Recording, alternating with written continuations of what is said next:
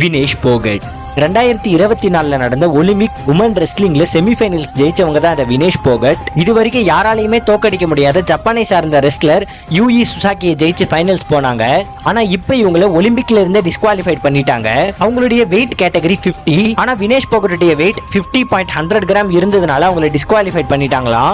அவங்களுக்கு இப்ப சில்வர், பிரான்ஸ்னு எந்த ஒரு மெடலுமே கிடையாது. இந்த விஷயத்துக்கு எல்லா கண்ட்ரில இருந்துமே இப்ப எதிர்ப்பு தெரிவிச்சுக்கிட்டு இருக்காங்க.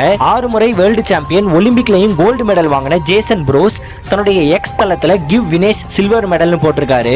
இந்தியன் ஸ்போர்ட்ஸ் ஃபெடரேஷன்ல இருந்து எந்த ஒரு சப்போர்ட்டும் இவங்களுக்கு இல்லாததுனால மனம் நொந்து போன வினேஷ் போகட் தன்னுடைய ரிட்டையர்மெண்ட்டை ட்வீட்ல அறிவிச்சிட்டாங்க. அவங்க போட்ட ட்வீட்ல, என்ன மன்னிச்சிடுங்க அம்மா, உங்களுடைய கனவு, என்னுடைய தன்னம்பிக்கை நேத்து ஒரு நாள்லயே மொத்தமா நொறுங்கிடுச்சு. இதுக்கு மேல என்னால போராட முடியாது. குட் பை ரெஸ்லிங்னு சொல்லிட்டாங்க. முடிஞ்ச அளவுக்கு இந்த வீடியோவை உங்க ஃப்ரெண்ட்ஸ் அண்ட் ஃபேமிலிக்கு ஷேர் பண்ணிடுங்க. நன்றி.